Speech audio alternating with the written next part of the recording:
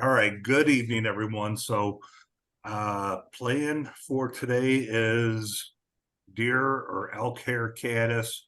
It's good to see Amy on it, so she could tell me everything I'm doing wrong because the one I tied, the one I tied looks pretty ugly. So I'm guessing that's going to catch fish though.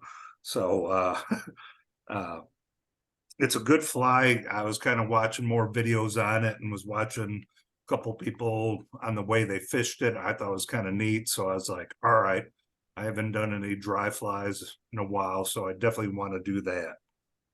Before I get to tying, I just want to get through that email real quick that I sent out. So it's got the flies, got some cool photos of some of our participants. Of having a good time fishing, somewhere of this year at the Vets Fish Free, somewhere from last year's. Uh, again, trout parks are up and going.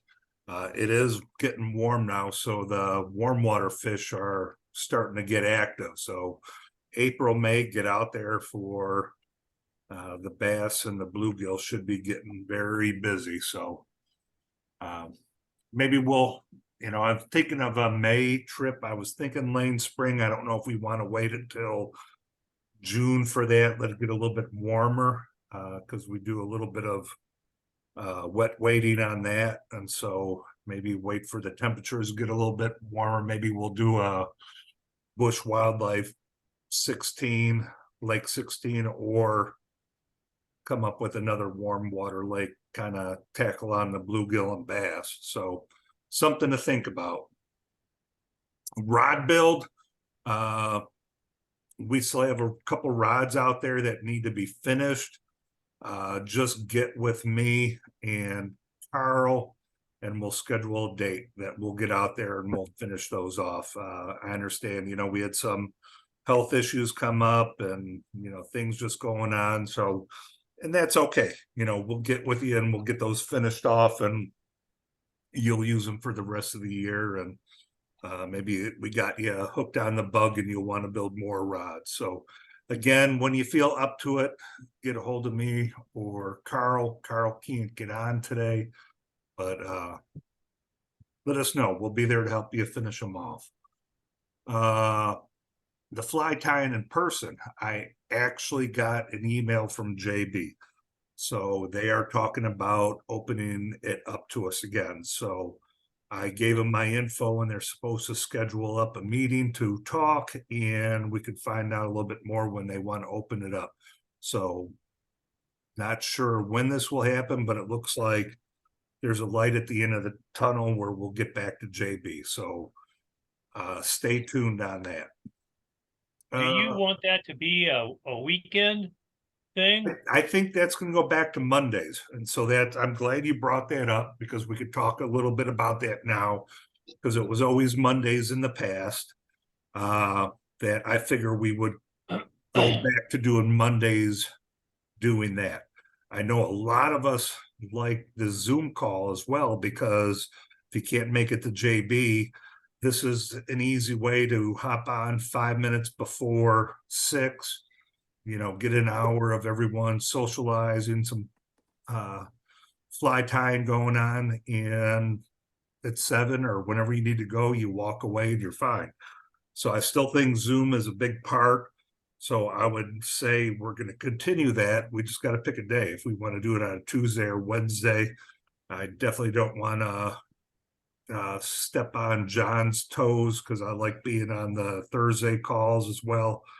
And then usually Fridays are people are just getting off work or maybe traveling to go fishing. So I'm thinking Tuesday or Wednesday we pick to do our Zoom calls. Well, I think Friday, a lot of their participants are going home and stuff on, depending upon the, depending upon the length of stay that they're going to be in that situation. Yeah. So suggestion to you.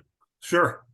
What about like we did last Thursday? We hold hybrid meetings. In other words, our meeting originates from Bellevue University on once a month. You could do the same thing at Jefferson Barracks. No. Well, I see. No. Why? There's restrictions on that for filming within a VA. Ah, okay. What, Yep. what about the soldiers' home?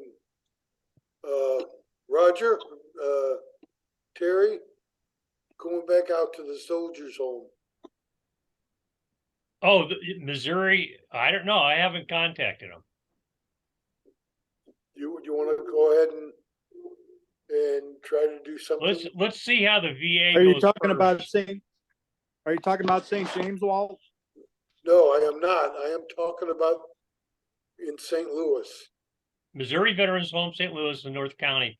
Let's see The how one off of Bellefonte? let's see how this Yes. goes before we jump into a second one. Yeah. So this one, I'm waiting for the call, and we're gonna do either WebEx or Zoom call or Teams call. So just waiting on that. I sent them a reply back, and I'm just waiting for them to get back with me. So lot behind the scenes on that, because I heard, again, I haven't been there in 3 years, and when I was part of that, I only got to JB, I think 5 times. So from what I heard, the old gym is gone, and maybe there's a new one built and not as big. And when I was talking to John, they might not even know where a lot of our stuff is. So we got some work to do. When they open it up, I'll go out there and see if someone could take me around where I could locate our equipment and materials. So, and again, I don't know what condition that stuff will be in, because it's been 3 years. So I'm going up there Thursday, Wednesday, I think. If you want me to go by the gym, I can inquire about their equipment. you could ask them. I don't know if, we haven't been there in 3 years. I don't know if you'll, find the right person of who would. I know who to talk with. Okay, if you want to do that. Yeah, I can do it Wednesday just to see, because the guy that had the key and all the equipment for the blocker and all this stuff, he died, and he had all this stuff. Nobody. What guy are you talking about? Kurt? Not Kurt. Well, he's the one who had the key. No. Yeah, he had the key. Bill Kelly has a key. Ken House has a key. I have a key. Roger, I think, has a key. There's multiple people do. The storage is downstairs in the basement of the new gym. Is it? Okay. There's No, two I'm bins. talking about the stuff that was on the ward. Oh, 52? We had a whole big container of stuff that was on the ward. That was like Building 52 or 53? Yeah. Okay. All right. Tom Kale has the information on that, and I think he and Bill Kelly. So yeah, when Jim passed away, those guys have access to that, or they should have the bins for you guys on the floor. But let's wait till Mick has a conversation, because I think it looks significantly different, folks, as far as with vaccination cards, flu shot cards, who comes in property and not. So let's just see what Mick gathers. Yep.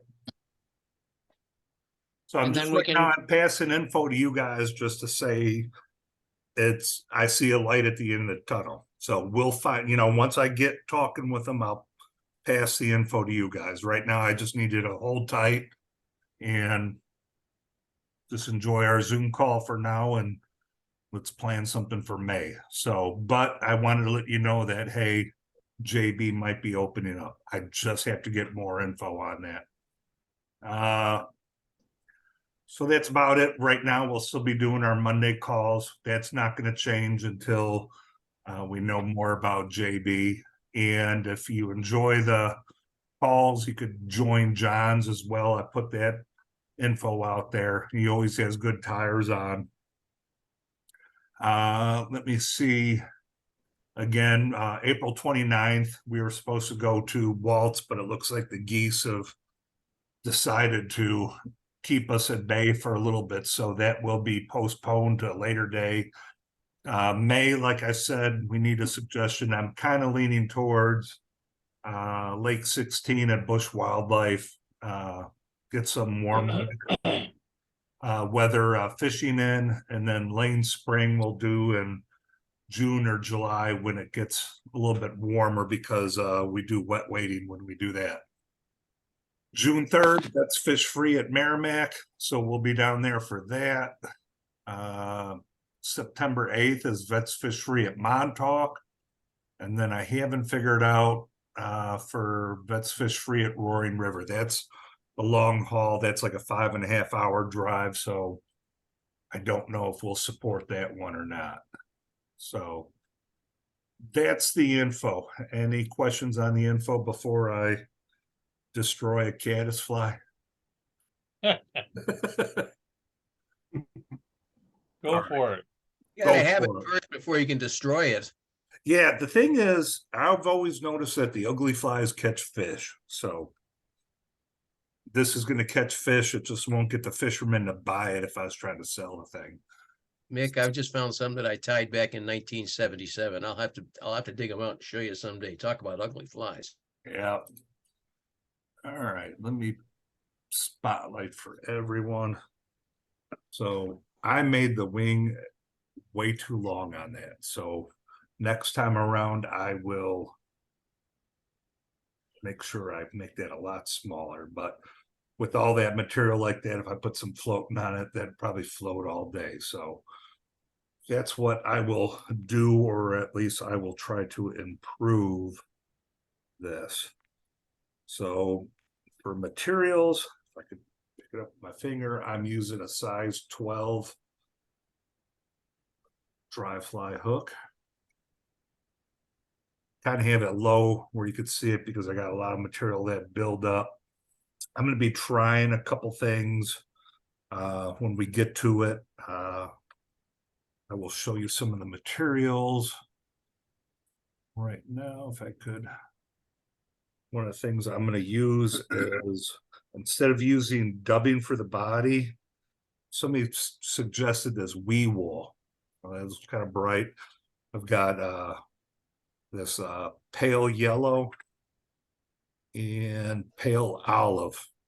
When I bought this at Hargroves, he kind of mentioned that people use it for cracklebacks and elk or deer hair caddis. I got the. What is it called again? It is called wee wool. So if you want to put out these flies, the elk hair caddis or cracklebacks, these materials make it a little bit easier for you. Thought I'd give it a try and just kind of mention this, so we'll see how it goes.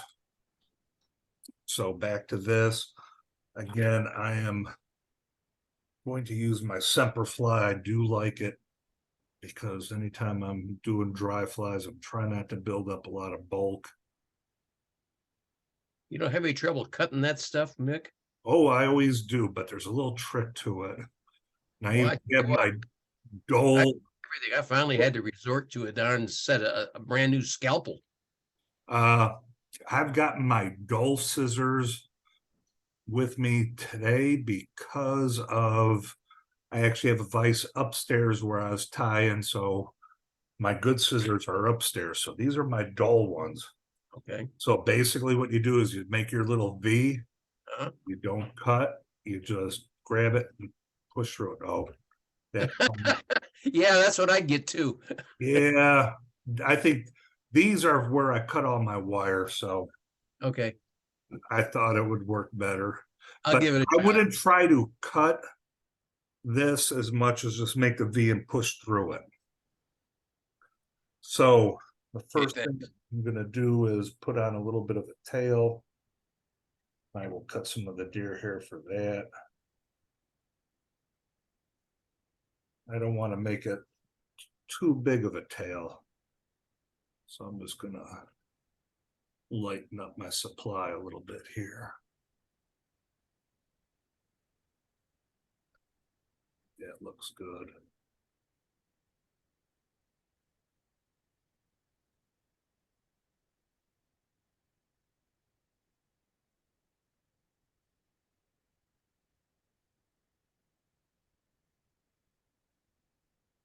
My first attempt on the tail looked better before.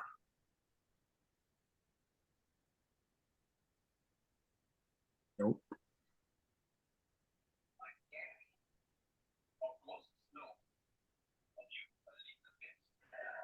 So I'm just gonna tie in a little tail.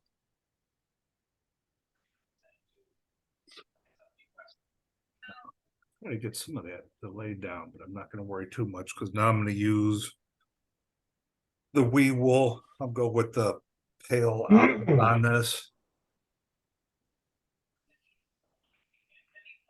And so if someone really doesn't like dubbing, they could use this. This is kind of fun, you know, different material. Let me give this a spin.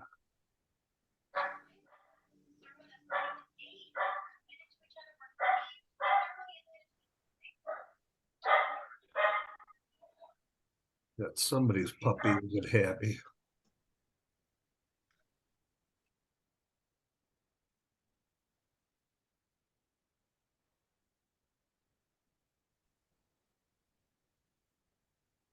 All right. Now I will tie in my grizzly hackle.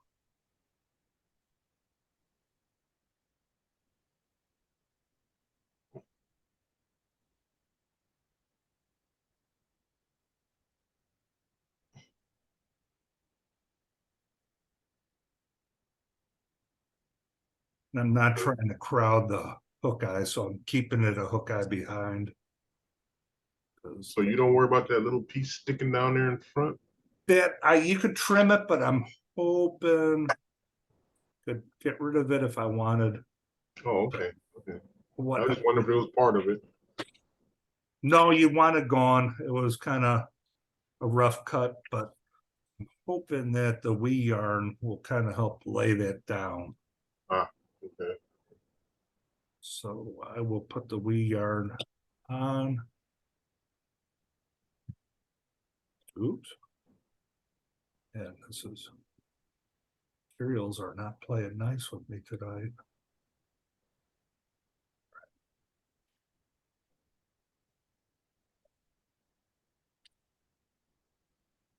I'm just doing wrapping touches. Now, if you wanted to keep this very light on materials, you could do one if you're just doing a crackle back. I'm gonna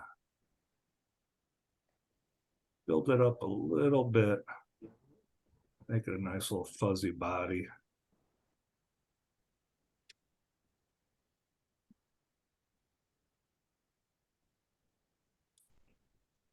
So it's not as fuzzy as dubbing, huh?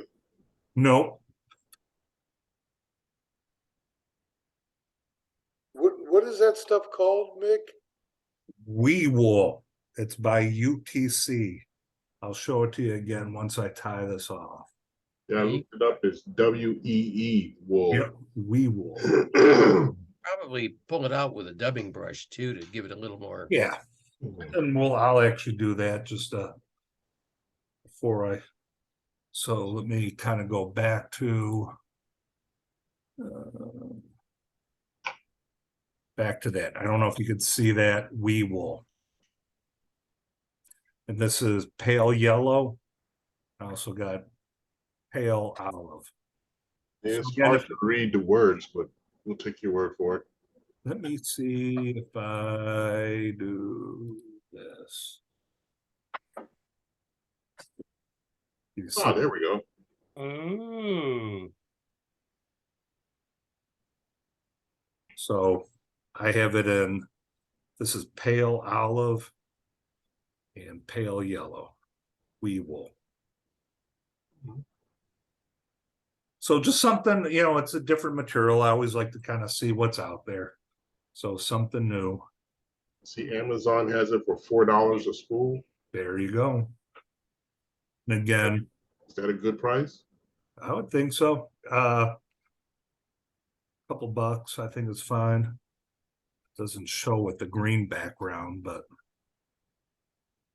kind of fluffed up a little bit there. Lee, it's all relative. Can you get it within the next 3 hours? No. Okay, then now $4 might be a little high. Then we gotta just make a trip to Hargroves then. I always need, That $4 is a bargain. It is? Yeah, because our nearest fly shop is Hargroves in St. Louis. Isn't that disgusting? Wow. Nothing out there, huh? The only thing that's even close is Cabela's or Bass Pro, and they have gotten, since the merger, they've gotten to, there's nothing there anymore. I mean, you can't, I'm lucky if I can even find thread in stock over there. It's all spinners now. Yeah, they've all gone to bass fishing and saltwater and warm water fishing. So Jay Stockard is my go-to supplier now.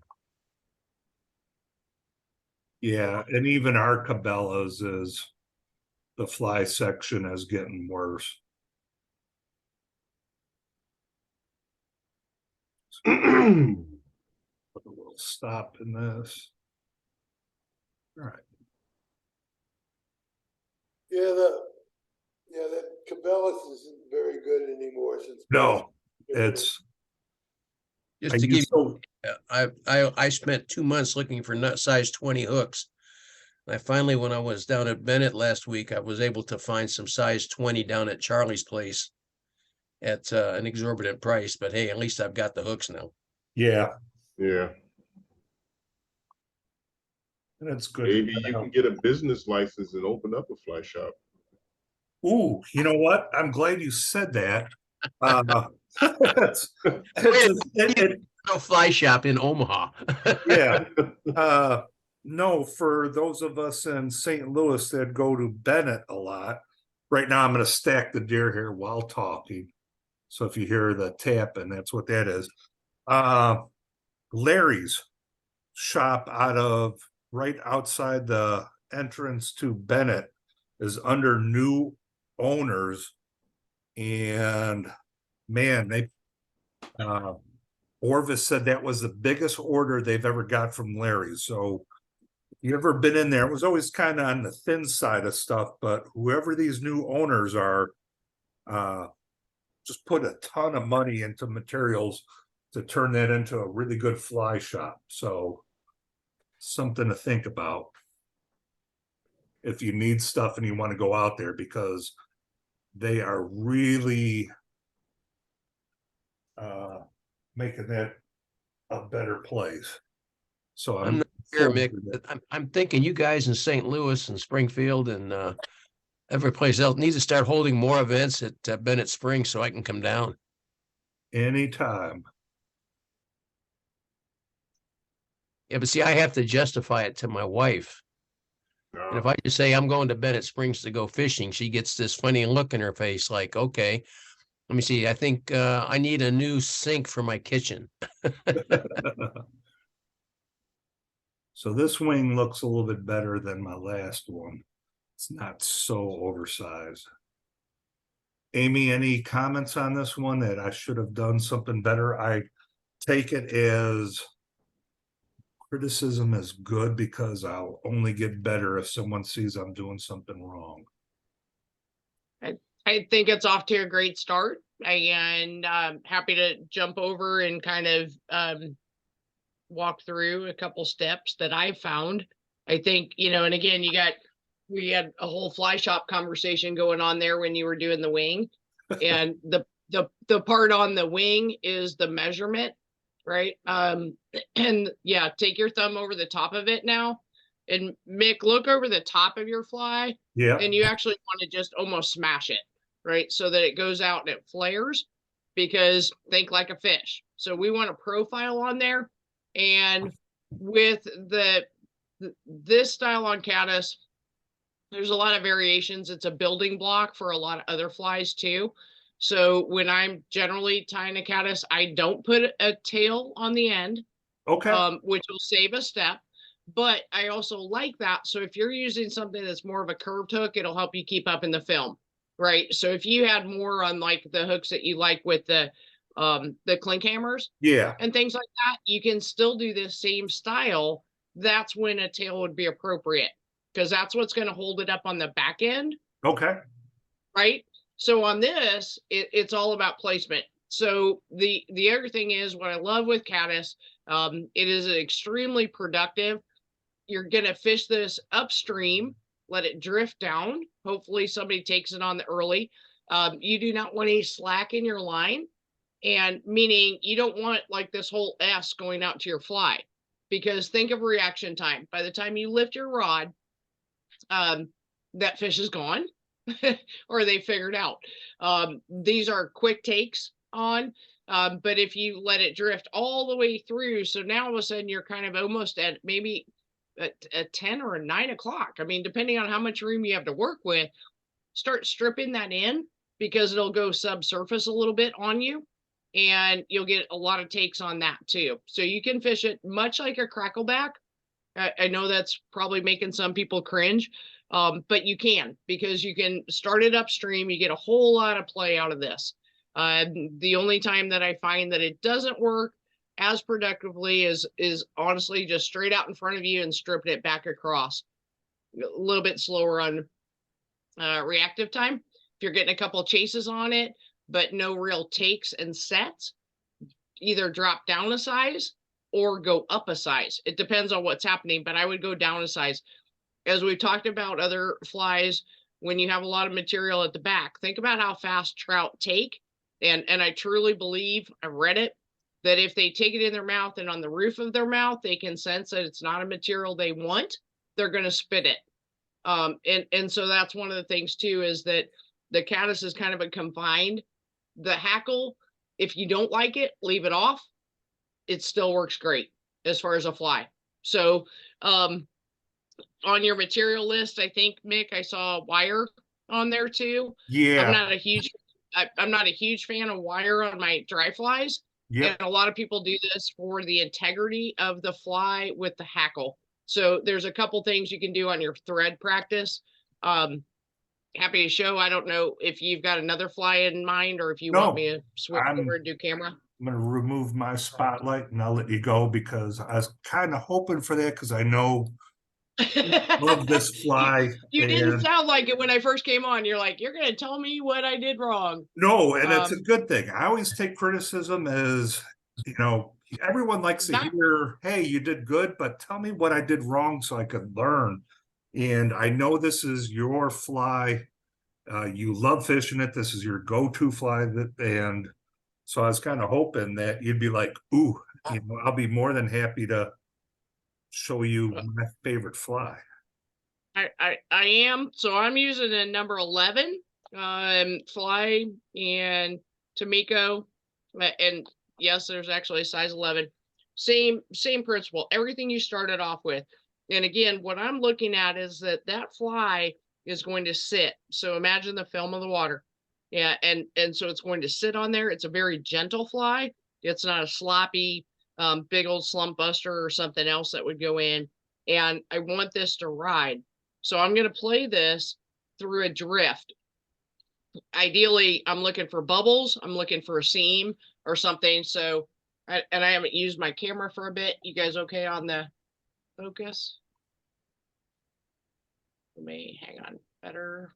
I think it's Worse. focusing, it's focusing in on your buttons, Amy. It can't. I have an autofocus, so I just need to get it on the hook. That looks good. Better? Okay. Yeah. And I have the plaid on, so I can ditch that. Hang on, just a minute. Wardrobe change.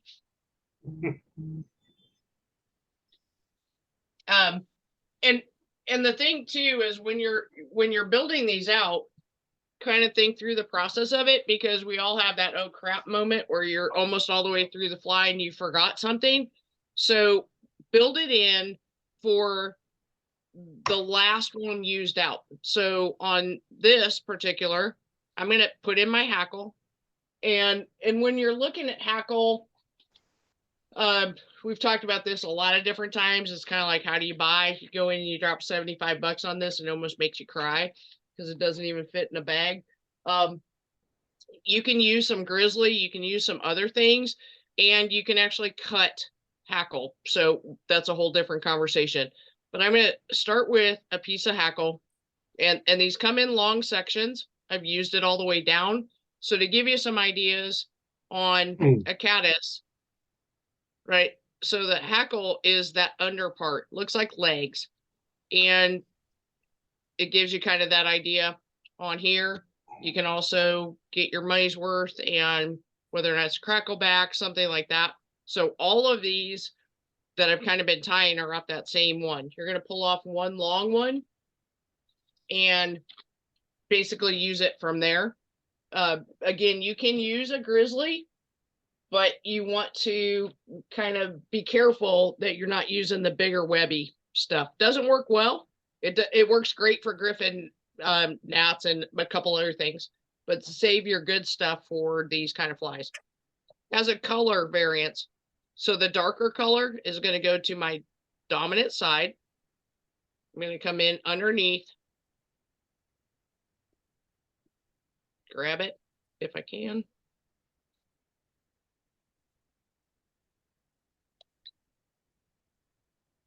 And one more time. Are you tying in with the hackle on the near side of the fly, Amy? The hook? I am on the bend side, but I have the color going to the front of the fly. Okay. Okay. So in on this one and on dry flies, generally I've shown that as far as like tying it in, and I do two, and then I come behind because I wanted a very perpendicular up and down. This one's fine. I just cinch it in, and then I'm going to lay it back out of the way. So I've got the hackle in now, and I'm going to use Antron. So similar to, you can do dubbing on this if you want to, but an Antron yarn. You can use the wee wool, what Mick just said, but I'm layering, right? Getting ready to kind of bake that cake. Man, the dexterity is a But real a caddis thing. is kind of a fat-bodied bug, isn't he? A little bit, but it's actually more about the wing, in my opinion. Okay. All right, so I've got my Antron, which Antron tends to be buoyant already. And the more materials you add on, or the more you bind them down, it doesn't make it more buoyant. It's all about kind of a less is more. I don't generally use wire in. I'll tie it in just to show you on this one. So again, I've got a really ultra thin. I stashed it somewhere. It's a really small, ultra thin wire, and it's in red, so you might not even be able to see it. But I'm going to come in underneath here. So I've got all my layers that I want to do. They're all being held back, and whether or not that's with just kind of your vise, you can put it in your little the spring thing that goes around. Sometimes those dollar store clips. And the good thing is the wire is kind of bendy so that you can get it out of the way on this. And I know if you have a rotary vise and you like to use it, that's great, but I don't. So I've laid it over one time. I'm going to come back to the back, make sure I cover up where my white thread is, and then I'm just going to advance forward. These are not to tomorrow cinch down, right? I'm kind of leaving a little bit. It's not loose. It's very much with purpose. Kind of comes over, but it's not. I'm not pulling it. And when I talk about that, is I'm not really seeing much play in my hook as I'm going along. I can come back, layer it back forward again, bring it in. So a little bit of a body. I'm going to come in and I'm going to cinch that in place. Go in front, and then it's out of the way. So that's one part. I come back in with my hackle then, and I'm going to start right at the back. And again, when we think about entomology, we don't need a whole lot, because you're talking about, and whether or not trout know this or don't know this, I don't need these going like right stacked next to each other. So you can see I only have 3 full wraps. Going to come in on the last one. Get it in place. up in front. Get that out of the way. At this point now, if you want to use wire, you can. Again, this is ultra thin. You almost can't see it. Some people go counterclockwise. All you're doing is giving this a little bit more meat. Should some jaws get in there and get a hold of that, gives a little bit of a color to it if you want. If you tie this without the wire, you're going to do just fine as well. I'm going to go back because where I want to lay that head in now, and this is where a different color thread, perhaps a black, and not using those. Just like Mick mentioned, I have scissors, they're labeled wire. And so that would be a good start. And you can fish this. You can clean up this part of it too. So some got captured up in the front. But my next part is going to be laying down that caddis. So I'm going to come back, and I'm about 2 eye lengths back. I use Primo deer hair, the elk hair caddis. I actually personally don't like to work with these with elk hair. I have elk hair for other stuff, and I don't know why. I just like the way this flares. So I'm going to come in. I'm going to pinch a little bit of that. I've got it in my fingers. And the first thing I'm going to do to clean this out, make sure I have all under hair out, is I'm going to roll it, open it up in my fingers. I'm going to grab that, going to put it in my stacker.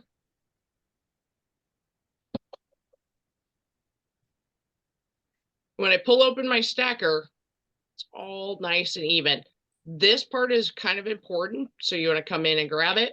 The idea when you stack your deer hair is not to reposition it so many times that it's all messed up. If it is, start back over, restack it again. So here on the measurement, and this is where, again, this is kind of one of my big things. We all have different size hands. We all have different dexterity to this. The length of this is very important. So you can see where my finger's pinched, and I've got it going the length of the hook shank. I'm going to come in with my other finger. I'm going to roll it forward, and I am just kind of specific. I don't come in and cut flies after I've done them. And let's see if this works. Come around. I've got one pinch in, got the next one, and I'm holding very firmly between my hook shank and the deer hair so it doesn't roll on me. We're not trying to spin deer hair. Okay, I've got 3 in there, and that's where my wing is. So now before I start smashing down anything, I'm going to go ahead and lock it in place. And this can either be through the whole dandelion part up here, or you can pull everything up front and you can come up front, whatever you prefer and whatever easiest for you. And that's it. And then you're good. Come back, and I kind of smash that back because I want that flat kind of look. If you used something that, so we talk about the gap, right? So you've got your hook shank and it's to where your hook point is. If you used a grizzly and it's like way down here, it's not really the right fly. You can come in, you're going to cut it straight. So you're not going to cut it at an angle. Think about, again, how that fly goes into the water. And then you've got the under, and here I'm not impeding the hook. It looks like legs when it comes down. There's the top. Again, if you want to smash it out a little bit more, I can still see my hook eye. I've got a little bit of red underneath. And das ist alles. Hey, Amy? Yes, sir. When I do my elk hair caddis, I have a really difficult time with the wing rolling on me. Pinch it all the way down, Walt. So when you go to put your deer hair on, yeah. and let me show you with just a blank, with a thread. So you've got your build in, right? Right. So you've got all that. And it's going to be even more than that. Big thing is first off, think about taking all your material as close as you can to the hook shank. That's the only purpose you have, tying flies. So I've got my material. There could be a couple different things between your material being slick, right? Because there's so many different, if I use different types. But I've got my material. Again, same process always, right? Fan it out in your fingers, pull out any underhair. This is the Primo stuff. So I treat it, I love it. I do take out most underhair. And so this process is fairly quick. If you get a brand new Primo on this, so again, label it so you know what you're working with. The under fur is like that dubbing stuff. It has no purpose in your fly. All it'll actually do is impede your material getting down to the fly hook. So check your material first, make sure it's all clear. And then after you've stacked, you've got it in.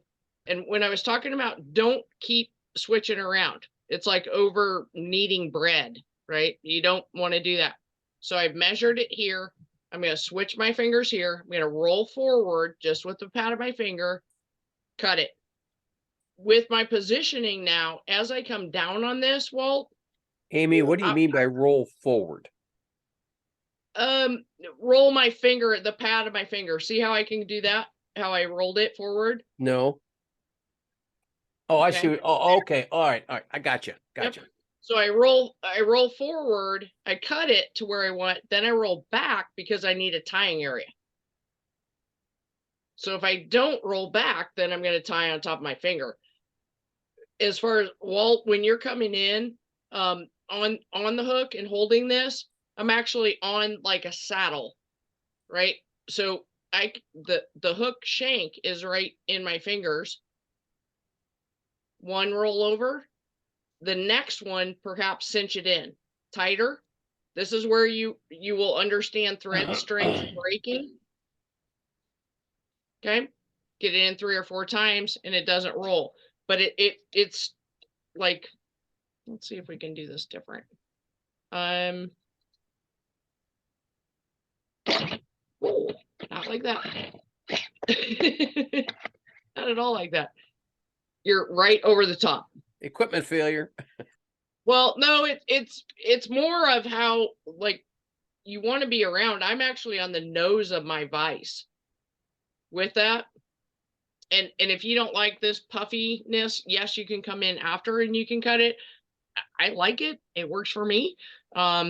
If you want it a little bit more squared off like a traditional, but the bigger part is when you have your deer hair and then go to position on it, you're kind of hanging on for dear life here. So I've got the hook shank, the material, and the nose of my vise in. I'm going to come up over the top then, and it stays in place. And it's, you do your one over the top anchor, and then the next one around, and you can cinch. And every once in a while, if I have too much of a buildup, if I'm not paying attention, it'll roll on you. Roll it back. I mean, the biggest thing is it's all still workable. And especially when you go to look at the under part of your fly, if it is not how you like it, manipulate it a bit in your hands, right? Like that. So you can turn it, you can manipulate it in. I'm still not done as far as the tie-in. That's part of fish taking it, in my opinion. And so you might be checking your fly every 3rd fish you catch. Make sure it's even out. Make sure you haven't lost a leg if you use it for a different kind of pattern.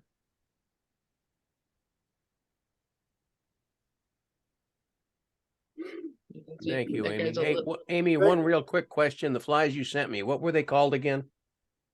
That one was a modification on a yellow Sally. So similar, I mean, as far as a caddis, and because that was such a huge, you wanted those on what, 6s? 6s, yeah. Yeah, so I added in calf tail, so it's actually like a double wing caddis. So it had, Okay. you did have a tail on the back, you had kip tail, and then you had wing, and Okay. then legs. I'm going to call it a yellow Sally variant. How's that? That's perfect. Thank you, Amy. I kind of understand what you're talking about now. Yeah, it's more, I mean, It's just like So- all flies, the more you do them, the better you get.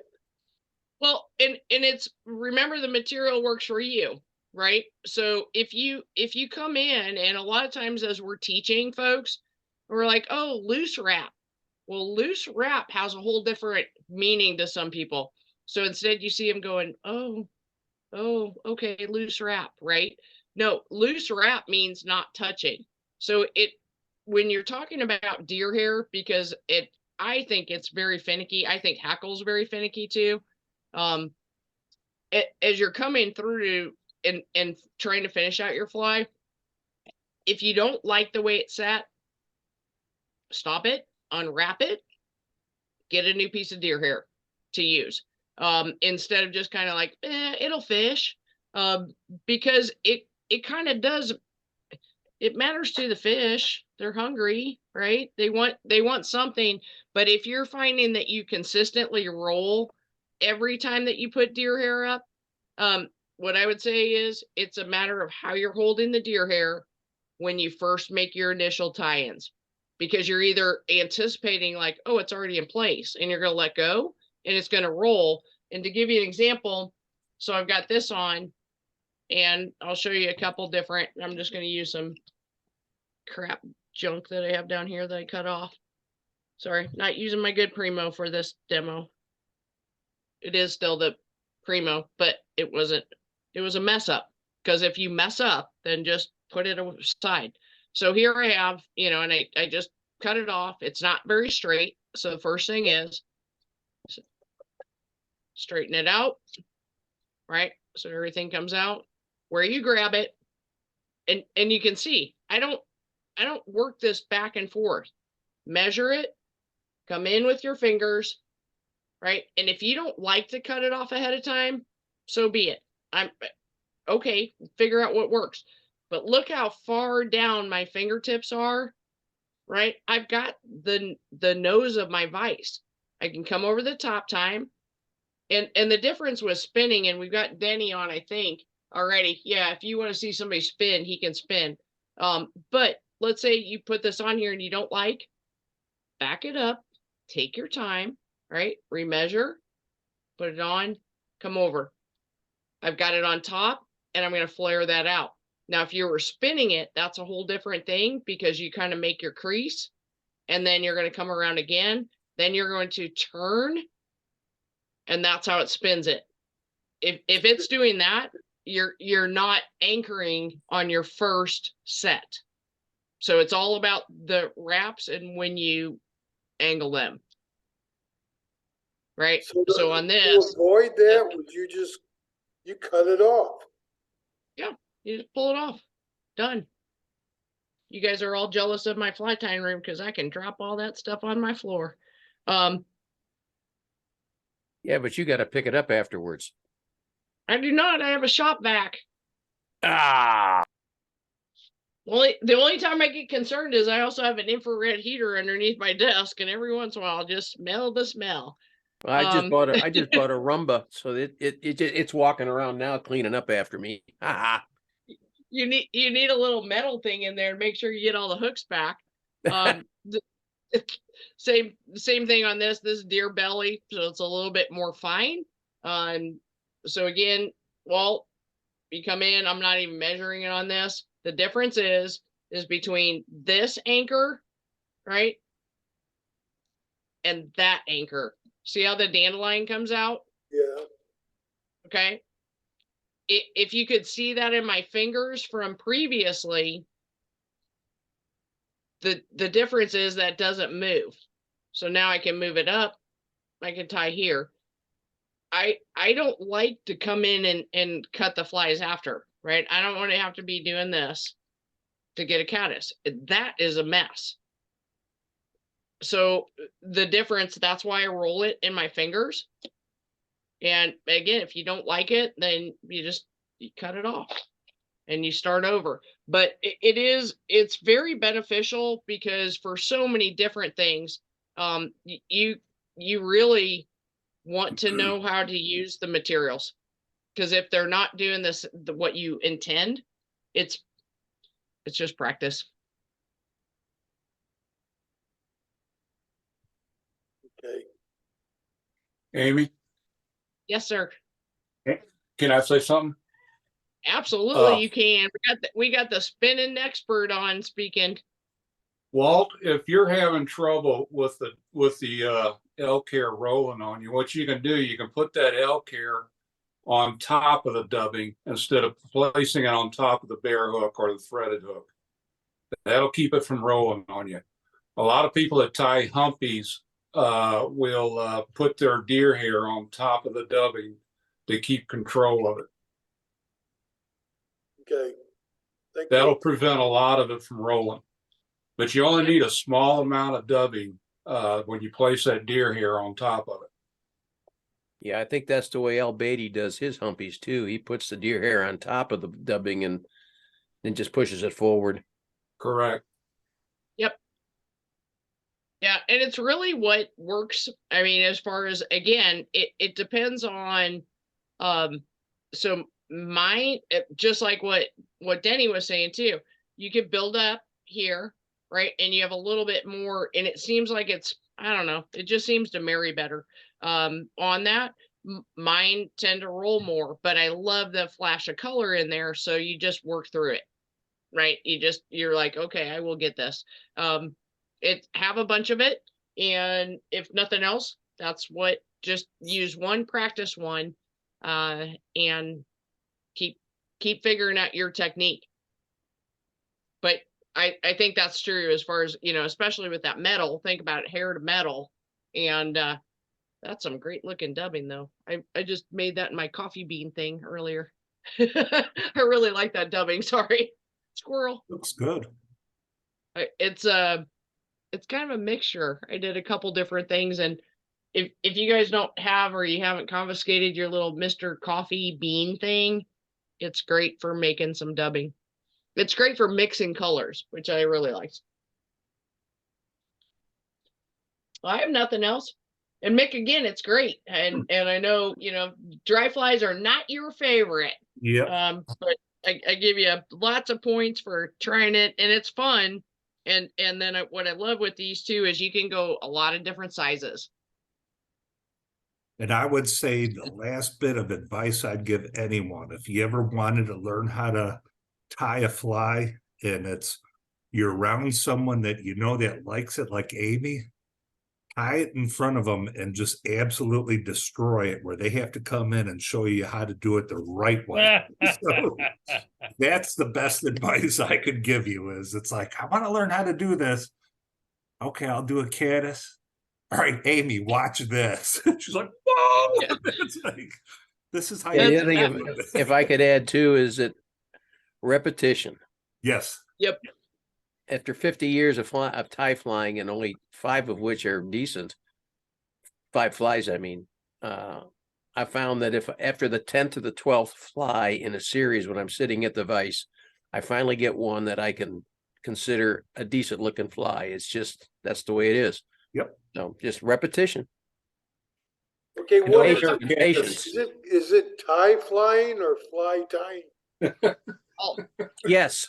Yes. yeah. All of that. Now, and it's great. And I think that's, I know I've done a couple different fly tying exchanges where you tie up a certain number of flies and you ship them off and do. I'm always surprised because I think Jim Saraceno, I know there's a lot of folks who can tie the same fly over and over. I don't have that talent. I either have a really short attention span, which is totally true. And the other thing is I think as you sit down, or if we're only sitting down at our vise once a week or something, anyway, it does take a little bit of practice, but I think it's also practicing every single time as if you're going to show it to someone. Yes. I don't know. I think it's something, I'm not a real big, oh, that'll catch fish. It'll catch fish. But I know, Denny, you've got a lot of years on. Great thing about an elk hair caddis, you cannot fish it wrong. It's a great fly to start a beginner on. Yep. And it's good on every fish that I know of. It's warm water, cold water. It fishes all of them. And I So take I a, fished, go ahead. go ahead, Daddy. When I take somebody new out on the water, usually the elk hair cast is what I put on their line, because you could trying to coach somebody, tell them about line drag. That's the best way to catch fish on an elk hair cast is on a sweep. And you just, Yep. like I said before, you can't fish it wrong. It's a great fly to start out on. I will say the bass went after him yesterday. I was just up at the pair, but the bass went after him, the bluegill went after him, and yeah, it's just fun, and it's a good one to know. I think the trick on it too is people are like, "Oh, what are you using?" "Oh, I'm using a caddis." Well, there's a whole life cycle of caddis, and that's for a different call, because that looks completely different. But these are fun. And again, it's a building block, because when you get to you know, I do the yellow Sallies, a double wing caddis and things like that. I think it's just on all the positioning. And if your wing's way too long or way too short, that's something just to keep practicing. Just lay them out. Just see which one and how many you can tie in a row. So it's a fun one. You don't want to forget the October cast either. There's The October one for cast every is a fantastic cast. there's one for They every get month. huge. The October caddis is probably one of the largest caddis hatch that'll come off. They usually run between 6 and 8 in sizes. They're huge, and they got the orange bellies on them. We fish them on the Current River around October, and usually your big browns will come up after them. I'm looking at them now. They do look cool. Yep. We even fish stimulators to imitate the October caddis. It's got that orange in it. That's another one of my favorites, because I think that's actually one of mine. Like, if nothing else, that's my dry fly slump buster. If there's, because you'll throw a slump buster, you're like, okay, nothing's chasing. You throw a slump buster, and those are fun.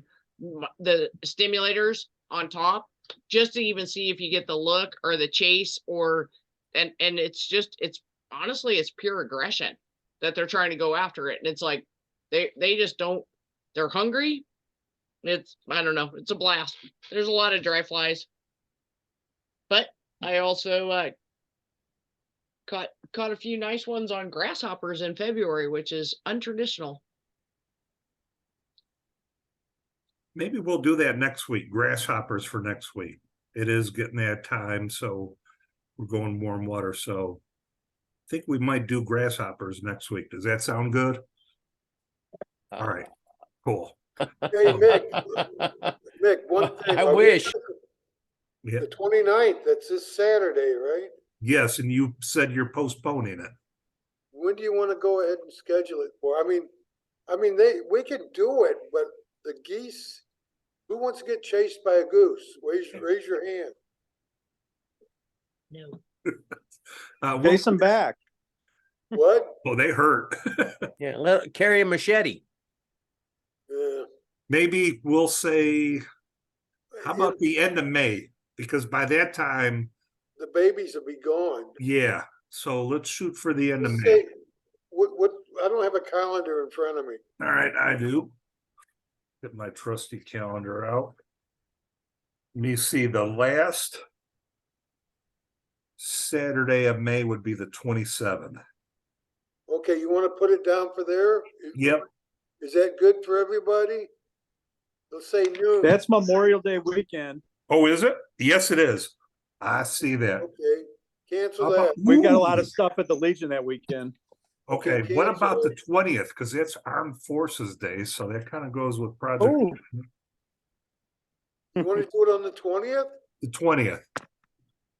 20th and Scott, you get off. at Yes. noon, right? Oh, so that really on works out. Saturday, I'm at a different place now. I get off at 10:30. Perfect. That's cool. Well, we'll be gone by the time you get here. No. Okay, whenever. Let's fix for noon, and we could do the quarry and tie flies or barbecue. I got a big thing of knockwurst from the World Market, so I got the real German sausages to cook up. Sounds like a good time. So 20th Scott, I of need May. to talk to you. You need to give me a call. Who? Me? Okay. Scott. Okay. So I'm auctioning off your fly rod. So All right. So, okay. I think that's all we have. And it's past 7, so I don't want to hold you too late. Again, if you guys need anything from me, email, call, you got my number. I'll get with you as soon as I can. I'm a little bit on the busy side with work because I took a new position, but it's okay. And the good news about that too is I'm out of a locked room. So I actually get to carry my cell phone with me at my desk. So if you call during or text, how about text me during the day? Say you need a phone call or something and I could take a break, but you can pretty much get a hold of me throughout the day now. So that'll make it a little bit easier for everyone. So that's all I got. Anyone have any last comments before we go? Question, we are not going to Waltz this weekend? Yes, we are not. And so it's Okay. moved to May 20th.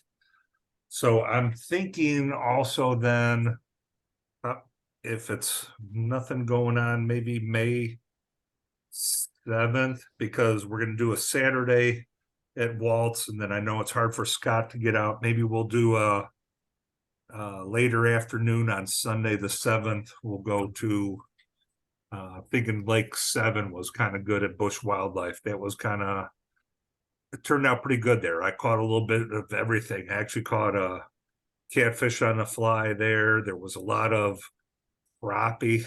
And so now it's catch and keep if you want. These things were all 15, 16 inches long. So good sandwich material there. So, and you don't have to go to Captain D's or Long John Silver. So, Yeah, everybody, Al Beatty's going to be on our Zoom call this Thursday, and he's going to be doing Wonder Wings as opposed to Wally Wings. yep. So come on Again, down. Al is an outstanding tire. So if you guys could spare an hour, come this Thursday, same time, 6 to 7, you'll see some good times. So, And he's a heck of a supporter of Project Healing Waters. What? say again. Well, you just hit Zoom, right? Zoom, and if you go to the email that I send out, John's info, it's the same passcode and call-in number, the same every Thursday. So it never changes, just like our Mondays. Yep, never It's- changes. We always use the same one. Same time, 6 to 7. And again, if you enjoy this, you'll really enjoy Thursdays where the tire's better. So, No, that's not true. That's not true. I have fun. It's all for good laughs. But again, thank you for showing up.